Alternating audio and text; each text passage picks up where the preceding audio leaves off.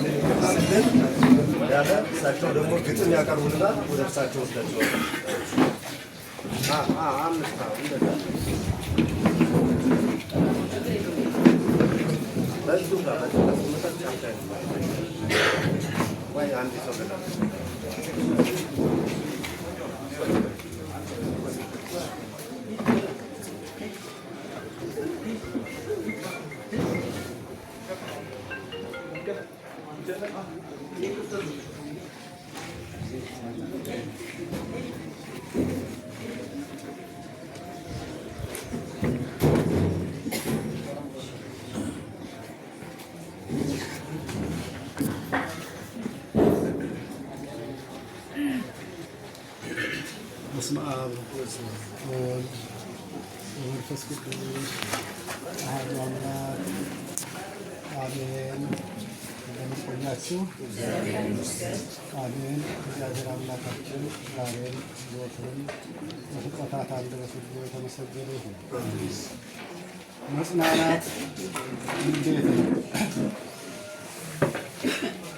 ስም አለን ሁላችን በከሌነታችን መኖርን ያሳየን ኖሮ እንደ ስሙ ምድራዊውን ንቆ ለዘለዓለሙ በቃልም በኑሮም ኑሮ ያሳየ ሰው ሐዘኑ ለኛ እንጂ ገብቷል ወደ ቤቱ ደክሞ በቀለሰው ወደ ብርሃን ቤቱ ዘላለም ሊኖረው ሄዷል ወደ አባቱ ተቃጥሏል እንደ ጧፍ እንደ ችቦ ግሟል። እንደ ኤልያስ ቀንቶ ለእውነት ዘብ ቆሟል። የዘመኑ ነፋስ ገፍቶ ያልወዘወዘው የጸናውን መርጦ አጥብቆ የያዘው ትናንትናም ዛሬም ያው ነው ለዘላለም። ሳትንቀው ንቋት፣ ሳትጥለው ጥሏት ይችን ከንቱ ዓለም። ቤተ ክርስቲያን ሆይ ድምፅሽ ወዴት አለ? እምዬ ተዋሕዶ ጠበቃሽ የት አለ? እንግዲህ ማን ይጩህ ቅጣትሽን አይቶ? ማን ይናገርልሽ በደልሽን አይቶ? ሁሉ ጊዜን ወዶ ጊዜን አድርጎ ጥላ የዘላለም ቤቱን ለውጦ በተድላ ሹመት ሽልማትን የናቀ ሲጠፋ በዘላለም ብርሃንና የነበር ተስፋ። ምዕመኑ ሆይ አልቅስ፣ ብርሃንህ ጨለመ። የአውደ ምሕረት ፋና በድንገት ከሰመ። የዘላለም ስንቅን ሲመገብ የኖረ ምግቡን ይዞት ሲሄድ ቅስሙ ተሰበረ። መጽናናት እንዴት ነው መጽናኛችን ሄዶ ያጥናን እንጂ አምላኩ የወሰደው ፈቅዶ። ሕይወት ዘላለም ብሎ ማስተማሩ እንደ ቃሉ መኖር ነበር ድሮም ግብሩ።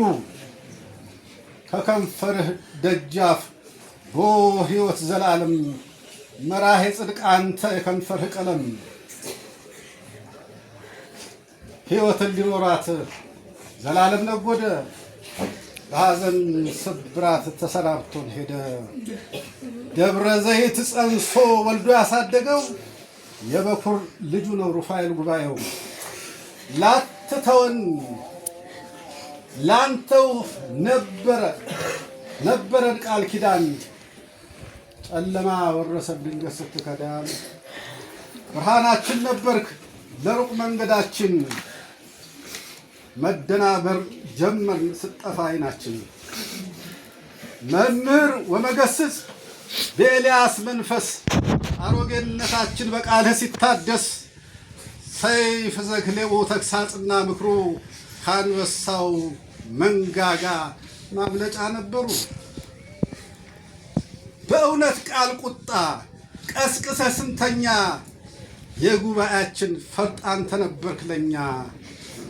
ለተመረጠበት ለተጠራበቱ በጽናት በጥባት የለፋው በብርቱ ጠላት ስንተኛ እንክርዳድ ሲዘራ ያርመን ነበረ ቀስቅሶን በተራ።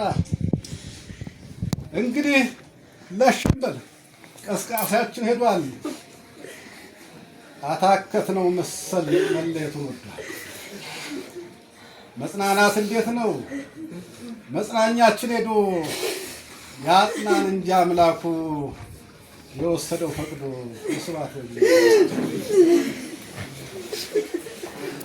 ቃልዎት ያሰማልን ያረግልን። አሁን ክቡር አባታችን መላከ ሰላም ቆሞስ አባ ወልደ ሚካኤል ቃለ ኪዳን ያሰሙት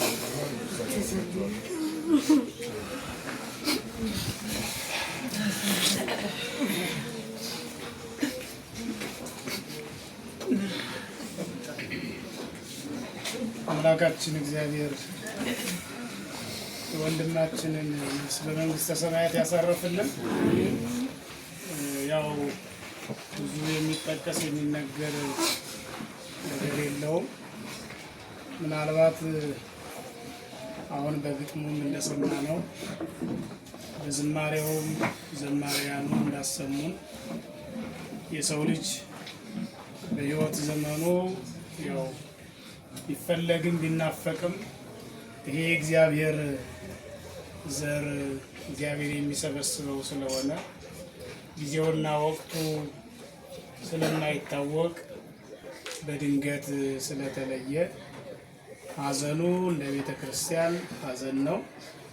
መከራው እንደ ቤተ ክርስቲያን መከራ ነው። እንግዲህ ቢቆይ ወንድማችን በይበልጥ ቢያነቃቃን ወንጌል ቢያስተምረን ምእመናንን ቢሰበስብ ለንስሐ ቢያበቃ እግዚአብሔር ጊዜ ቢሰጠው እግዚአብሔር ዘመን ቢሰጠው ደስ ይል ነበረ። ነገር ግን እግዚአብሔር የሰጠው ዘመንና ጊዜ ደግሞ ይሄ ነው። እንደሚታወቀው በደብረ ዘይት ቅዱስ ሩፋኤል ቤተክርስቲያን ታት ነው። ባለፈው 20ኛ ዓመቱን ነው የተከበረው። ለ20 ዓመት ሙሉ ቅዱስ ሩፋኤል ቤተክርስቲያን ላይ ሰንበት ትምህርት ቤቱን በማነቃቃት ጉባኤውን በመዘርጋት ጊዜውን በመስጠት ቅዱስ ሩፋኤል ላይ እንዳንድ አገልጋይ ሳይለይ ቤተክርስቲያኑ ላይ አገልግሎት የሰጠ ወንድም ነው። እንግዲህ መከራው ሀዘኑ የቤተክርስቲያኑም የቅዱስ ሩፋኤሉም ነው ማለት ነውና ከዛ ተነስተን ነው እንግዲህ ሊቃውንቱ መምህራኑ ሰንበት ትምህርት ቤቱ አስደንጋጭ የሆነ መከራ ቢሆንም ችግር ቢሆንም አብረን ሀዘኑን ለመካፈል ከዛ የመጣ ነውና አምላካችን እግዚአብሔር የወንድማችንን ነፍስ በመንግስተ ሰማያት ያሳርፍልን። እናንተም ደግሞ ሀዘንተኞች ሀዘኑ የእናንተ ብቻ አይደለም። እንደምታዩት በየአብያተ ክርስቲያናቱ የሚሰጠው መንፈሳዊ አገልግሎት መንፈሳዊ ፍታት እንግዲህ ከውጭ ሀገር ጀምሮ የሚሰጠው ልጁ የቤተ ክርስቲያን ሀብት በመሆኑ የቤተ ክርስቲያን ልጅ በመሆኑ ቤተ ክርስቲያንን ብሎ እንግዲህ በተለያየ አቅጣጫ እንደሚገለጸው የከተማው መናኝ ሆኖ በመሆኑ ኖረው ሀዘኑ የቤተ ክርስቲያን በመሆኑ ሁሉም ትላልቅ አባቶችም በሀዘኑ እየተካፈሉ ነው ያሉትና ሀዘኑ የቤተ ክርስቲያን ነው ማለት ነውና ከሀዘናችሁ መጽናናት ይጠበቃል። እግዚአብሔር ያጽናችሁ። አምላካችን እግዚአብሔር ለሁላችንም በረከቱን ያድለን፣ ሃይማኖታችንን ይጠብቅልን፣ ተዋሕዶ ሃይማኖታችንን ከፈተና ይሰውርልን፣ ነፍሰ ሆነ ወልደ ሰማዕት አገረ ሕይወት መካነ ዕረፍት ያድልልን፣ ከጻድቃን ከንጹሐን ቦታ ይደምርልን፣ ካከበራቸው ካጸደቃቸው ከነ አብርሃም ከነ ይስሐቅ አጠገብ አምላካችን እግዚአብሔር ያሳርፍልን፣ ሐዘንተኞችን እግዚአብሔር ያጽናናልን። አባታችን ሆይ ይቀደስ በሰማይ እንደሆነ እንዲሁም በምድር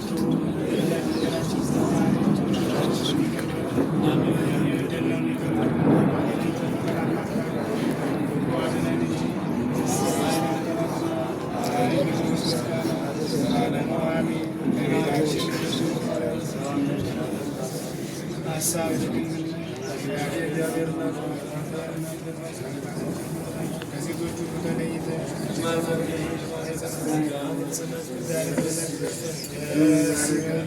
እግዚአብሔር ከአንቺ ጋር የተወደደ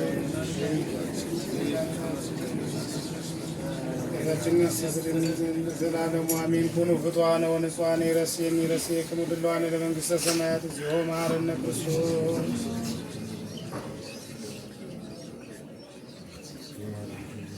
በእንተ እግዝእትነ ማርያም መሐረነ ክርስቶስ።